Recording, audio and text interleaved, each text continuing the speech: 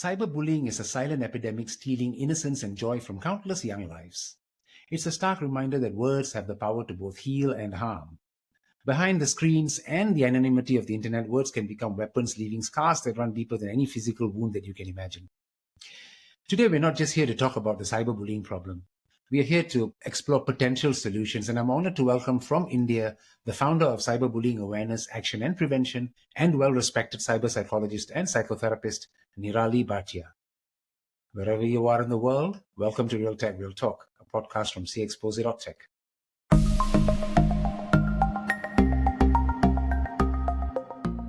All right. Hello, Nirali. Welcome to Real Tech, Real Talk. Thanks for joining us.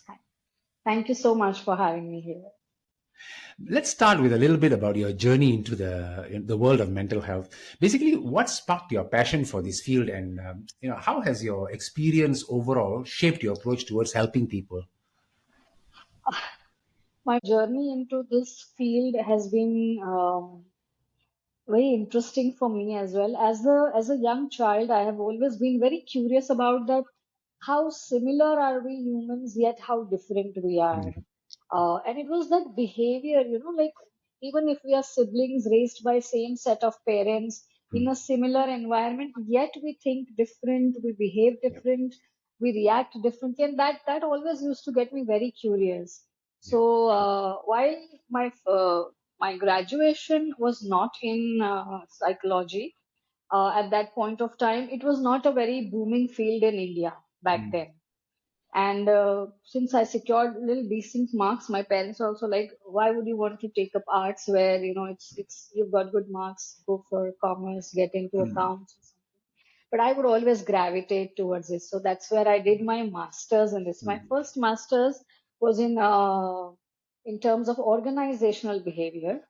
How do we apply the knowledge of understanding human behavior at an organization level? And thereafter, I did my master's in counseling psychology. Okay. And it so happened that at the same time, I also was a parent to a very young child, and digitization started in India. I'm talking of, let's say, around 2008 and 9. And when I started realizing that, yes, this entire mobile and internet enabled device is changing the way we are communicating, the way we are spending our time, way we are bonding with people around, a lot of it had started changing, and the dangers. So that is what took my journey to next level of getting into cyber psychology, which is primarily understanding the impact of internet enabled technology on human mind and behavior. So while I started as a mother into that journey, in terms of understanding, how is it going to impact my child, because I am going to give him an internet enabled device because he's traveling alone, and I really wanted to keep in touch with him. That was the first thing. But I was like, who would tell him that not to go on certain things, and what kind of videos should you watch, etc. So from there it started, and then I pursued my another masters, and also I'm right now pursuing my PhD. That's a doctorate program in cyber psychology. Also, over a period of time now, I have a clinical practice in psychotherapy for almost 9 years. And when I used to deal with children, out of 10, I would get at least 5 cases about bullying. So that got me to, actually forming an anti-cyberbullying organization here in India. We uh, have our initiative named as CyberBAP, which is an abbreviation for Cyberbullying Awareness, Action and Prevention. So under this CyberBAP, what we do is we provide guidance, counseling, hand-holding to the victims of cyberbullying, which usually are young children or maybe young women largely. Yeah.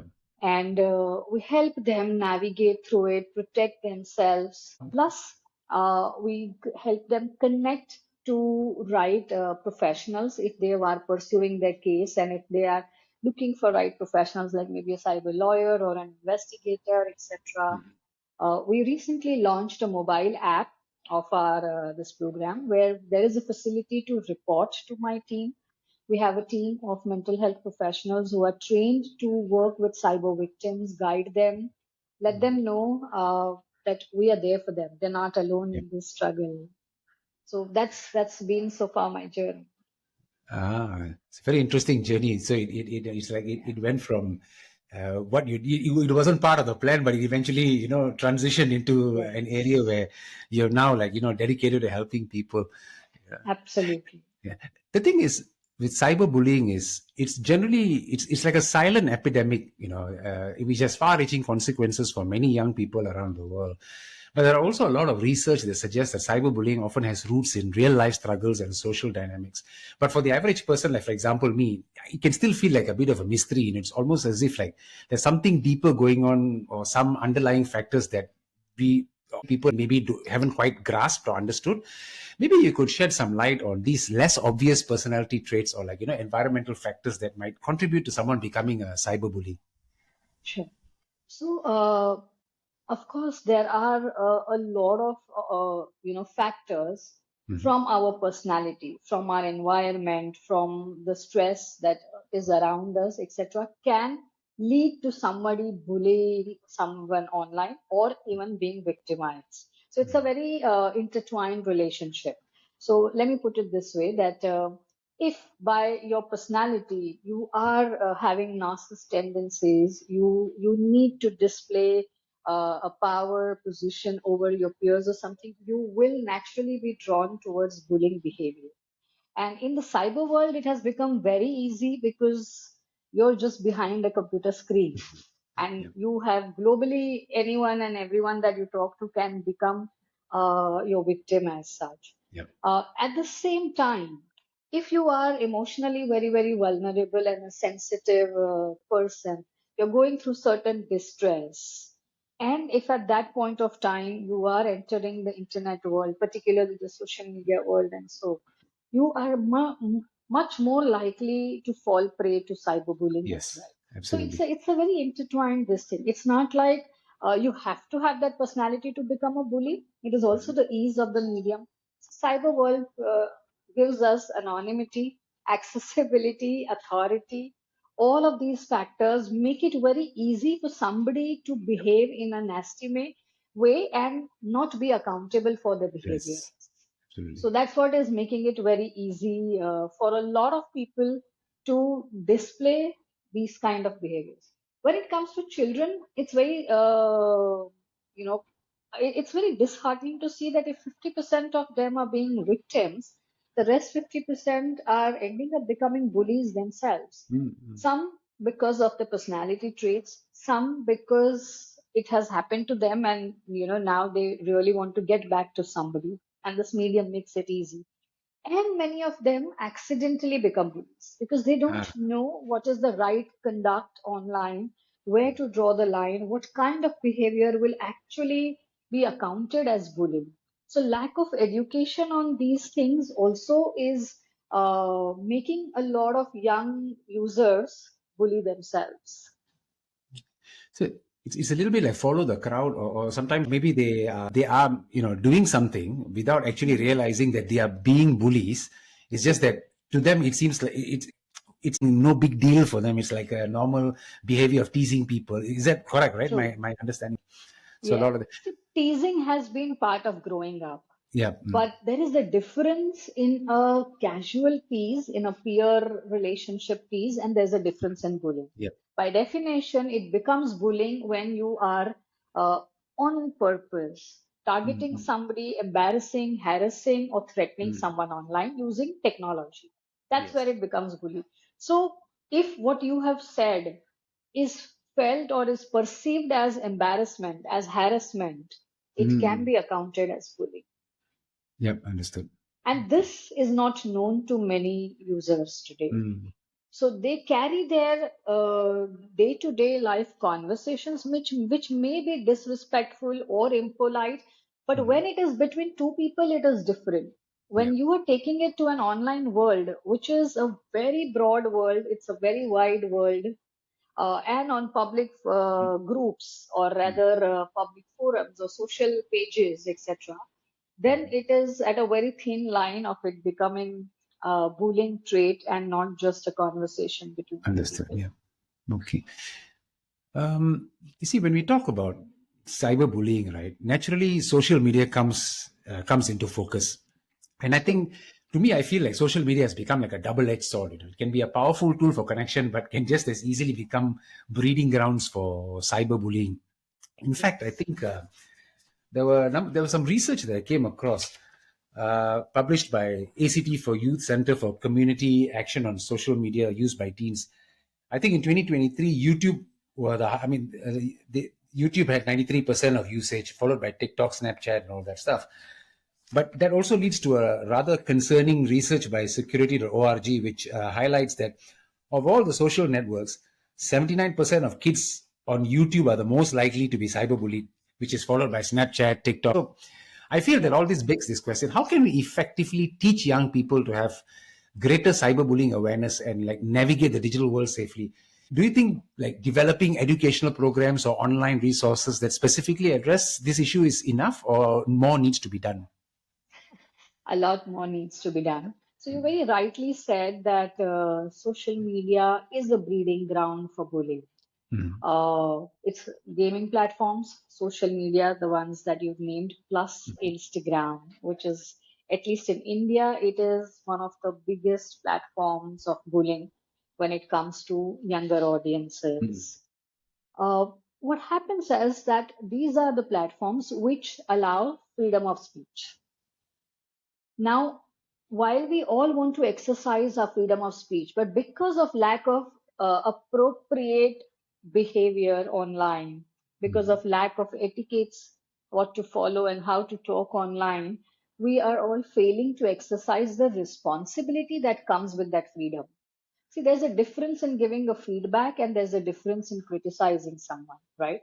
So it's Yeah. the same difference that is becoming into a bullying and a trolling behavior online.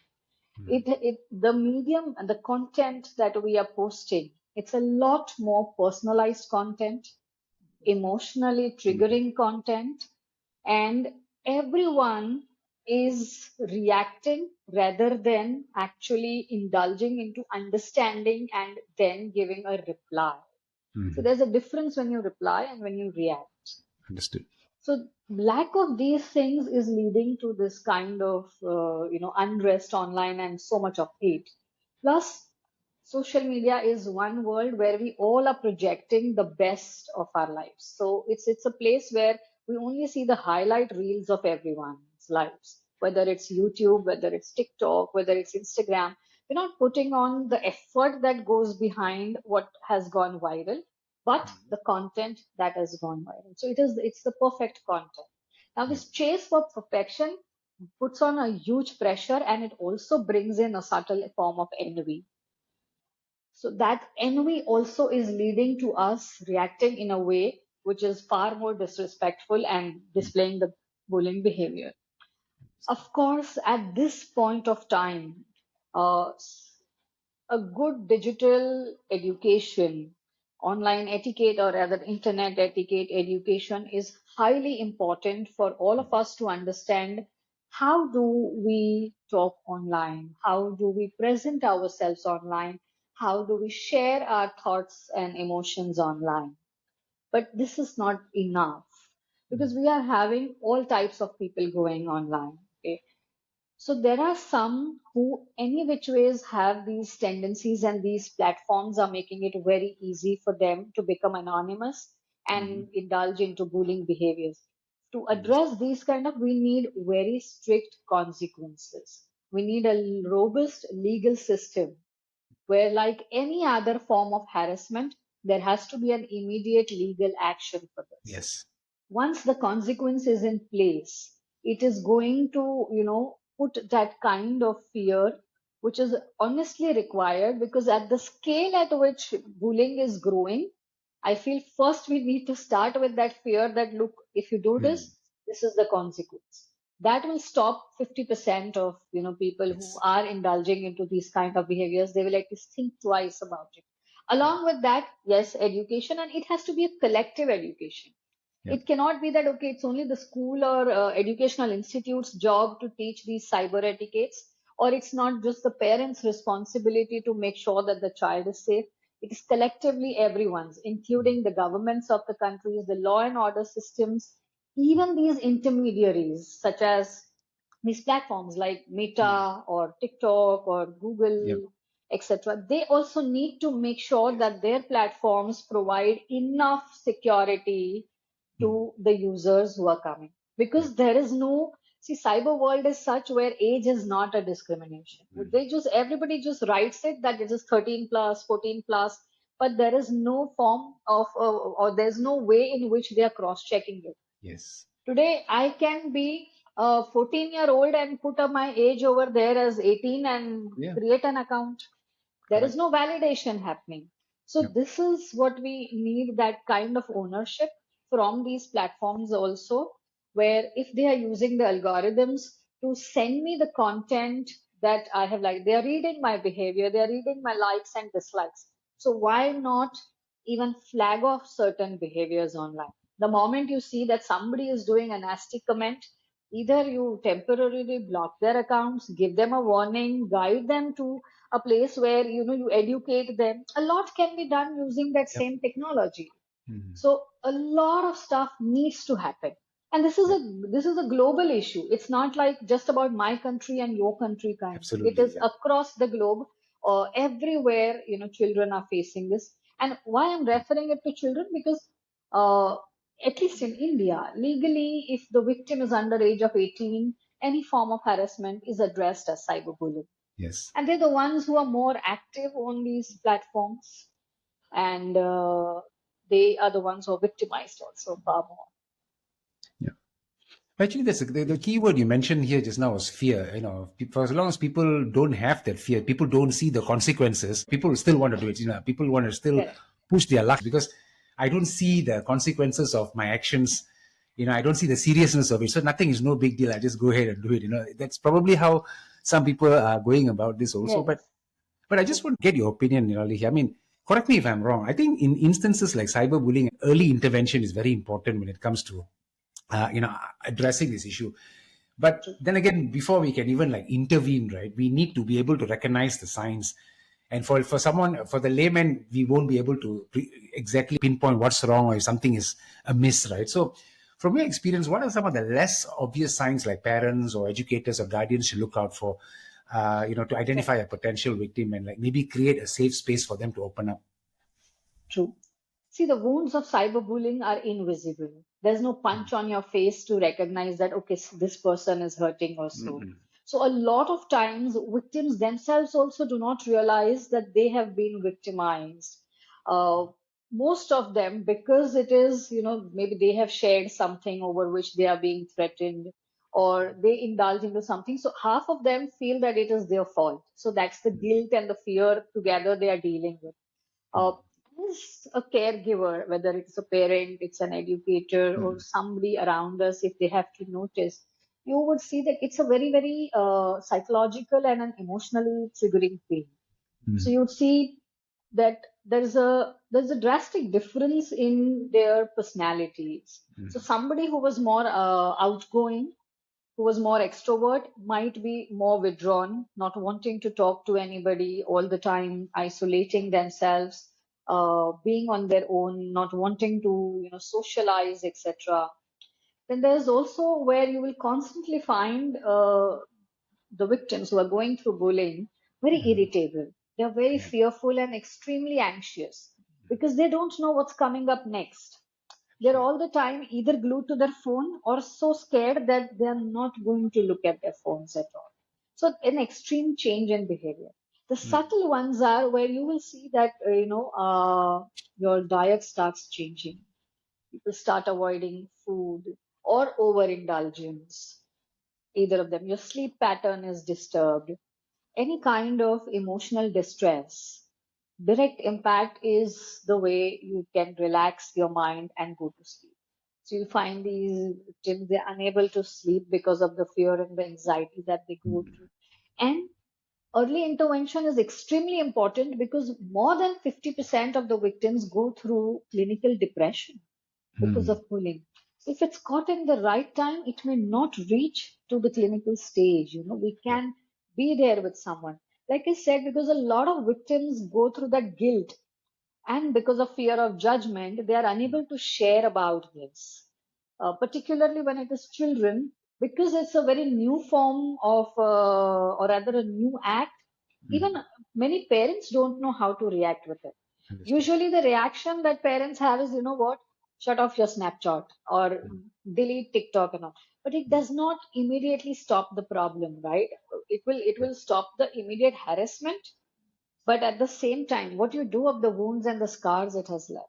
Yeah. So we need to understand, for parents, as parents, we need to upgrade our parenting. We need to move to digital parenting, understand what are the new age nuisances, how we can use technology itself to combat, these kind of issues.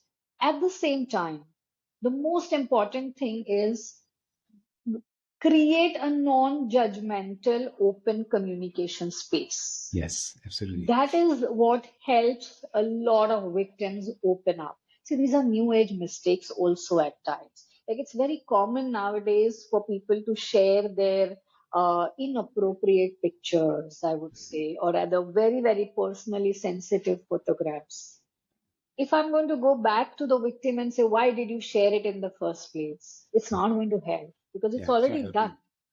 Yeah, it's already done. Now the victim is already facing. So what I need to say is, I understand. That one word, or rather two words, I understand, gives that person so much of hope and faith and relief that, okay, there is somebody who is understanding and somebody is going to help. So if we create this space, fantastic. And if we don't know what to do, we should always reach out to the authorities, to the professionals. That they will guide and help. Yeah. That's the thing, especially in our part of the world.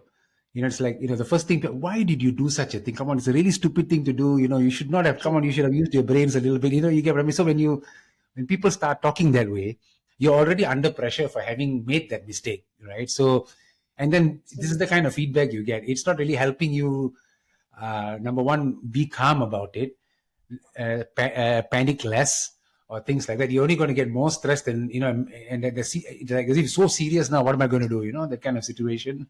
Very true. Now, the thing is, I like to turn the tables a little bit. We've been talking a lot about parents and how parents can help, the children in Right. instances like this. But the thing is, for a parent, right, it's a horrible nightmare if they ever discover that their child is not the victim of cyberbullying, but the But perpetrator is the themselves, right? So, I mean, yes. this can be like a very devastating realization. So, in instances like this where a parent discovers that their child is actively bullying people online, what steps should they take to help their child understand the consequences of their actions and maybe even make amends if it's possible? True.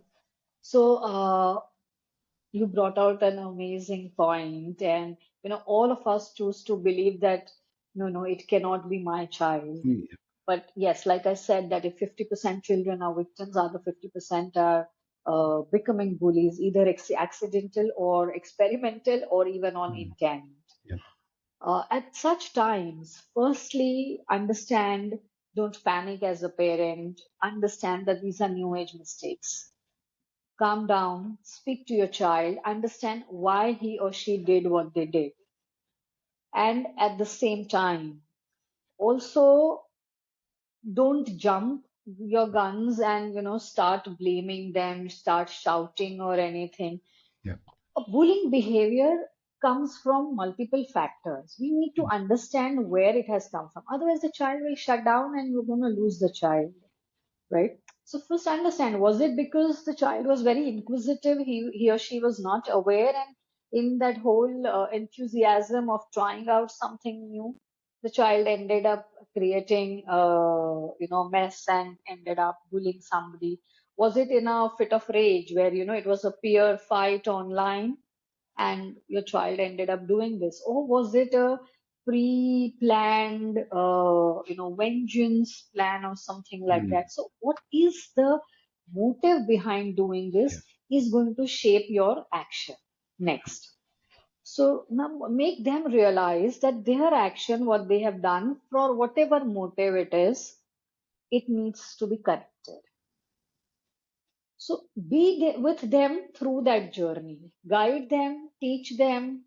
It's a similar thing. Let's say if your child was found in a fist fight with a child, we immediately withdraw both of them first, but we explain that look, this kind of behavior is not right, aggression can be problematic, and also same way we explain, and then we educate them on a proper code of conduct of a cyber etiquette. Yep. And whatever consequence, if the act is very, very heinous, then let the child also face the consequence. Don't protect or guide, because if you protect this behavior now, especially in the cases where it was a planned one, then you are encouraging your child and giving them that hope that I can get away doing what I want. So you need to explain, and like I said, the action will largely depend on what is the motive behind this. And be Absolutely. honest to them. Like I said, that if they are the children, they're bound to make mistakes. But a mistake and a crime are two different things. So learn Yeah. to identify what it was. Understood. You mentioned earlier that the cyberbullying is not a country-specific issue. It's everywhere. It's an international issue, right? I mean, every country has its fair share of these cases. From your experience, having been in this space for a very long time, maybe even traveling around the world, are there any great examples of successful anti-cyberbullying initiatives from any other part of the world that some governments and countries from that can learn from? Right. Um, so yes, I have been doing this work for almost now 8 years. In 2016, we formed our anti-cyberbullying organization, and I've actively been working on this. And in my journey, I have worked with a lot of educational institutes outside our research team and all. So one country that I would like to quote on the efforts that I see, at least the ones which, they've made a very beautiful system online, is Australia. Okay. They really have an amazing platform to report their advisories, their guidelines are so easily accessible, and the education material that they have created to address cyberbullying is really commendable. But besides all this, also, recently we have seen that two or three European countries have also took, put their foot down and have taken a big stand on mobile usage for young children. It's not just bullying. Yes, bullying is a very big issue, but at the same time, there are a lot of other health factors that we have to consider when it comes to children using internet and smartphones.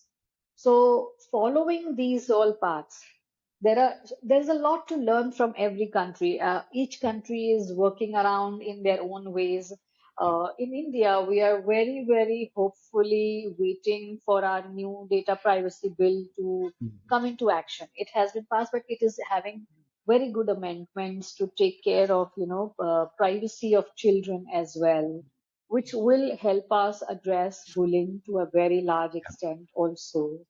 So every country is doing it, but since it is all very, very new, we don't have a set model that yes, we can follow this, like, okay, this country is this path we follow, but we can take a lot of things from many other countries. Like I remember UK passing a very, very beautiful judgment when it held Snapchat, no, not Snapchat, Pinterest accountable for a young girl's death. Now, it was a very beautiful decision. It became a landmark decision for the reason that all these while we believe that it is the victim's fault. We are understandable. Like I said, it's also the job of these service providers and the platforms to ensure that our victory, our safety is taken care of, you know. So a lot of countries are doing different things in their own capacities, in their own ways, because bringing in or making new legislation is always a long journey. It cannot happen like this overnight. But Yeah. yes, we all are learning and moving towards it. Yeah, I think this has been very interesting discussion, Nirali. Thank you so much for sharing your expertise and insights on this critical issue. I think this session has actually helped with creating more awareness for our viewers, especially parents. And I feel that the greater the awareness, the better it will be for them to be able to, at least the earlier part where we discussed, be able to see certain critical factors which otherwise we would probably miss, and think it's just nothing. It's just teenage issues or youngster issues and things like that. So I think all this has been very, very helpful. Thank you so much, Nirali. It's been a pleasure having you today with us. Most welcome. I just hope that all of us globally can become a voice for this, because every individual at some point or the other online would have experience, or if not by until now, will someday experience, if we don't take care of this, the kind of harassment and lack of safety. So let's together Yes. collectively become a voice Yes. towards safety. It's a collective action to create a safer and more compassionate online world, I think, for our young people. It's ultimately what we should be aiming to achieve. All right. Thank you so much, Nirali. Most welcome. If cyberbullying has cast a shadow over your life or the life of someone you know, reach out to a trusted adult, a friend, or a support organization. Remember, your voice matters and you deserve to feel safe and respected online. Thank you for watching. Please like and subscribe to cxpose.tech on YouTube and follow us on LinkedIn and Instagram. The links are in the description. I'll see you again in our next episode with more tech and more talk.